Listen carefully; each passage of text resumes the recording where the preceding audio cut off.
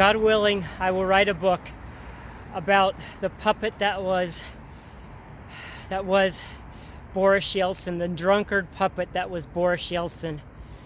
I'm standing in front of the White House.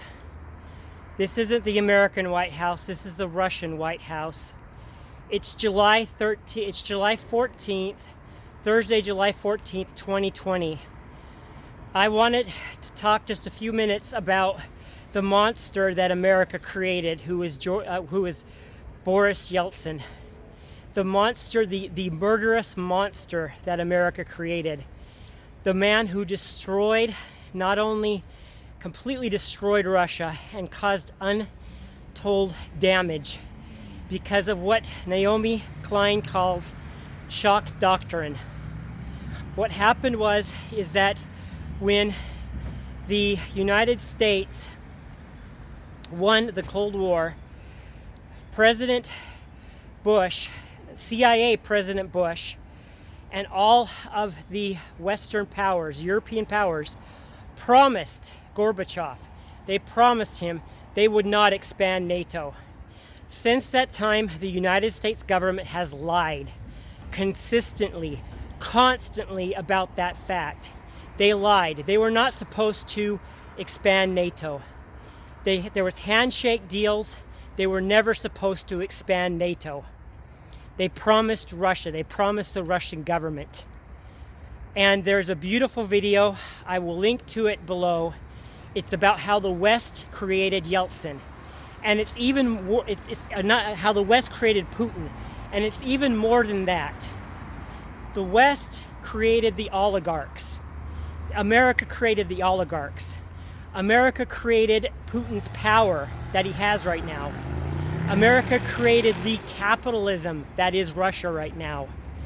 This building, hundreds of people died because of the Yeltsin puppet, the Yeltsin American puppet.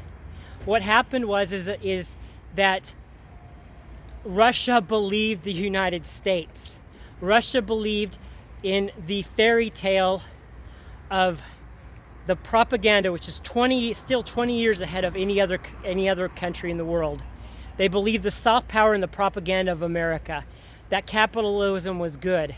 And Gorbachev felt like he was going to equals and he was creating a deal. And what happened is that Yeltsin came to power. I have met the woman, the American woman, who actually helped write the Constitution. She is still in Russia today.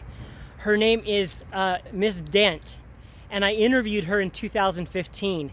She helped write the Russian Constitution for America. That's right, the Russian Constitution from the time of Yeltsin until the time of Putin changing it just last year, making it more religious and making it more Russian. It was a document that was created by America. So, okay, so far, nothing bad has happened. I haven't explained anything bad that's happened, except for NATO expansion. This is what the United States, and this is what America does to countries. It's called shock doctrine. They go into countries like Iraq, like Chile, like all the other countries in the world, and they destroy their economies. They destroy their economies. They shock them. Social programs are destroyed. Read Naomi Klein's book, Shock Doctrine, and there's a video that I will link to in the link below. Okay, so what they do is they came in and they came up with all of these wild and very destructive capitalist policies. And Yeltsin went along with it. And what happened is that the former people that used to be in power, they became the oligarchs. And what they did is they were supposed to split up the country. They were supposed to split up the coupons that every company had a coupon. Every company had a coupon, and everybody would own a piece of that property. Every person owned a piece. Like, so if you were a worker at a company, you would get a small piece of that company. And what happened is through shock capitalism and through the programs of the United States, America made it so that the oligarchs came to power. And it was a disastrous time. By the time of 1999, when Yeltsin came to power, two-thirds of the Russian population was in poverty. Two-thirds. And we're not talking American poverty, we were talking third world poverty. People were killing themselves, they were committing suicide. There were pyramid schemes where old women lost their homes, and it was just chaos. I actually dated a woman. I have a picture on Flickr of this woman, and her mother dated a kingpin, and what happened is this kingpin owned he owned a quarter of a city, and they fought, and this kingpin eventually died. He met him in the hospital. This woman's mother, and then the woman's mother fell in love with this kingpin, and he would hide guns in her apartment, and he would do all the, I mean, he was a killer. He was an illegal killer. And the thing is that the Americans came flooding in here. They came flooding in here, and most of them got ripped off. A good majority of them got ripped off because they didn't understand the culture, and so they basically left Russia, and it became the Wild West of capitalism. It became the Wild West in America, where there were no laws, there was no social programs, and America destroyed Russia. They absolutely destroyed Russia. And the thing is that in American media, you look at American media during this time, and you ask anybody during this time, and it was a time of wonderful wealth in the United States, extreme wealth in the United States. And all I read in the American media, and all 99% of Americans read in the best propaganda country in the world, all I read was how wonderful it was, and how democracy was so wonderful, and how Yeltsin was so wonderful. Yeltsin was a drunk. He was controlled by the United States. Okay, I've already told you the two things that happened. Number one is 2/3 of the Russian population was in poverty, was in absolute poverty by the time that President Putin came to power. Number two,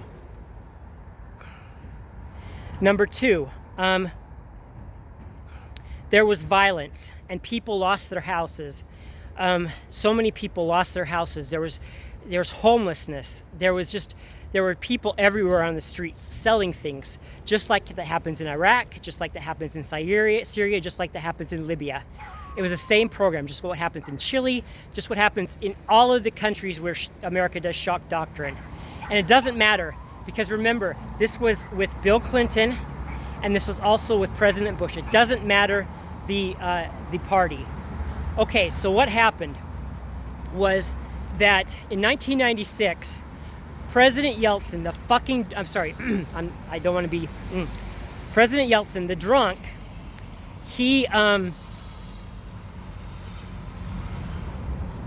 President Yeltsin, he was losing to the Communist Party because Russians were tired of capitalism. They saw what Americans were selling them, and they saw it was disgusting, and they saw it was killing their people. It was literally killing the country.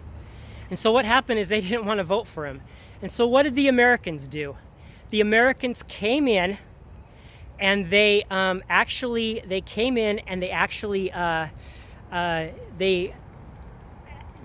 basically gave Yeltsin millions of dollars, and basically America made sure that Yeltsin won. By the time of the election in 1996, he had over 50% popularity. And so Americans talk so much, high and mighty, about how we don't overthrow democracy and how terrible the Russians were. I'm sorry, of the CIA and of the KGB, the CIA overthrew many, many, many more countries, and they continue to overthrow countries. and they continue to meddle in democracy. They continue to meddle in elections. And so what happened is this, is that he got reelected, okay? The communists lost, all right? This is the reason I want to show this building, okay? Because what happened is that there was a peaceful protest, all right? Nobody died because the communists were trying to take back power from Gorbachev here before Yeltsin came to power. And they tried to take back power, but they didn't want a bloodbath. They would not kill people. Yeltsin, the drunk puppet of the United States, he bombed this building. He bombed, this building was Congress. This is Yeltsin, the president puppet, bombed Congress. Imagine if your country was bombed by the president. And then what he did is he took the powers away from the Duma, which is the Congress, and he gave them all to himself. And guess who had that same level of power when he came to power in 1999? It was Yeltsin. And so basically Americans are crying so much about how terrible Putin is, but on all levels of capitalism, because guess what, guys? Anybody watching this, Russia is closer to libertarian than it is to socialist. Russia is a libertarian paradise, okay? If you have money in Russia, you have power. There's not the social structures and the social civil society like in America. It's a young democracy. It's only been around for 30 years. Russia is libertarian. It is a capitalist dream here. It is not socialist by any means. It also is the most religious country. It may actually be the most religious country in Europe also. So what happened is that he bombed this building with tanks. Hundreds of people died. Right over here, there is a display. There's a display right over here that was done by the victims of Putin, by the victims of the United States and the victims of shock therapy. Right over here, I've got pictures of it and stuff, and it's a shrine to the people that Yeltsin killed. Actually, the bombing, the tank bombing, it's actually on the other side of the White House. It's on the other side. And if you look around here, it's really telling the way that this is all set up, because you have this beautiful statue over here. You have one of the you can't see it through the trees, but it's one of, I think it's one of, yes, it's one of the seven sisters. It's one of Stalin's seven sisters. And then of course, what do you have over here? That building right here. Not this building, but let me see. Which building is it?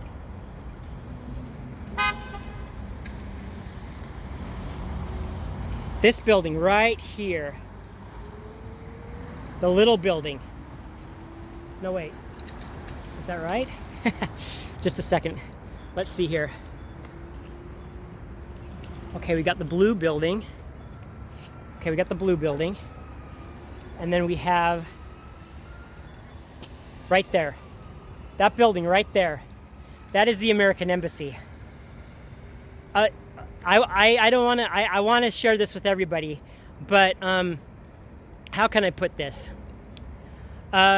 Russia in the 1990s was America's B word. That's what I want to say. Russia was America's B word.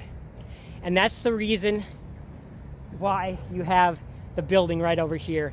And I'm going to be so grateful. I'm going to be so grateful with the United States is kicked out of this building and they put China right across the street from the White House, because that is where China belongs. The China embassy belongs right across the street from the White House, because of any other country in the world since World War II, America has hurt Russia more than any other country. They destroyed Russia, and it was only because of President Putin.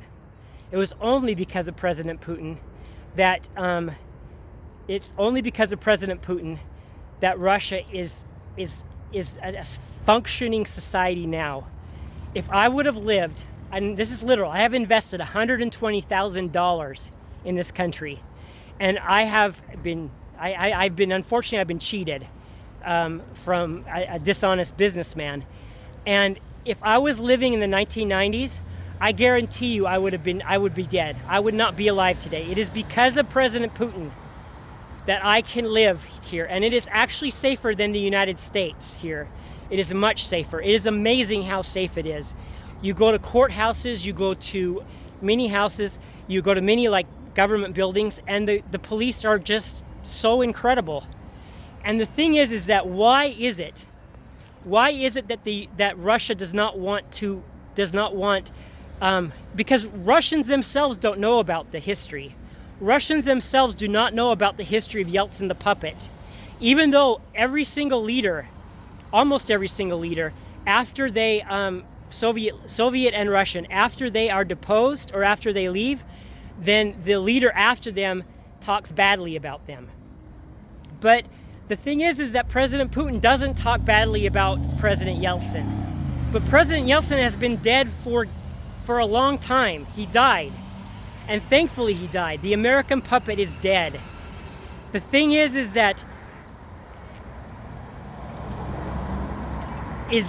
there is a way to do soft power and propaganda within Russia, which you can basically say we have gone away from this. The oligarchs, and Americans love that word, even though scientifically, according to the BBC,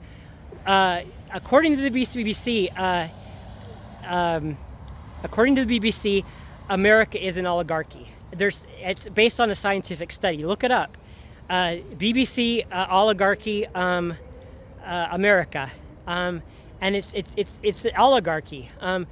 This country was created by the United States. This is the country that was created by the United States, a libertarian paradise.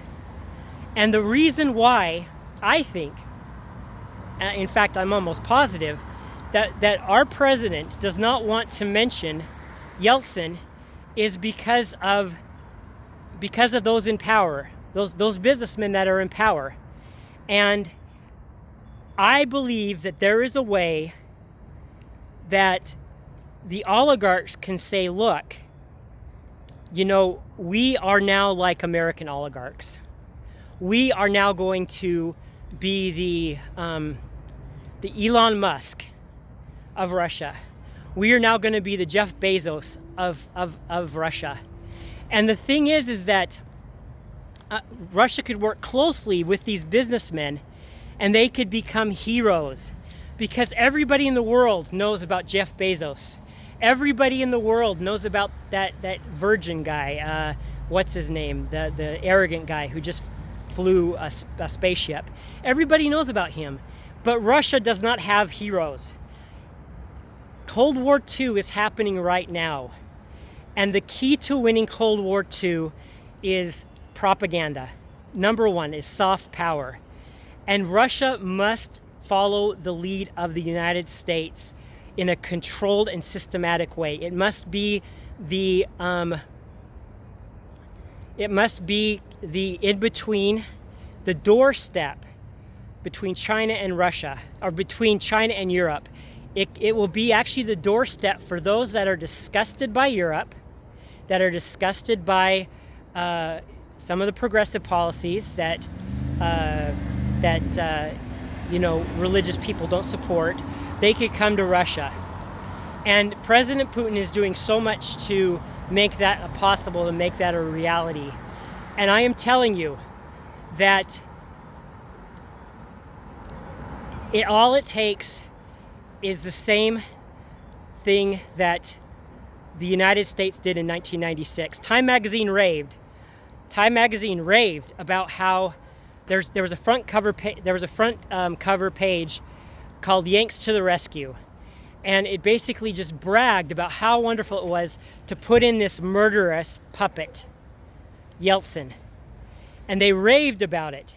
And it's possible that President Putin can use those same tactics domestically that the United States used internationally against them. And they could basically Russia needs a Jeff Bezos, a Russian Jeff Bezos, which is the head of Amazon. Many people maybe may not know that. Russia needs an Elon Musk. Russia needs the Virgin guy, Virgin Atlantic guy. And because Russia right now doesn't have heroes. And that's the number one thing, is that Russia needs heroes. Again, here is the American embassy. America, Russia is not your B word anymore.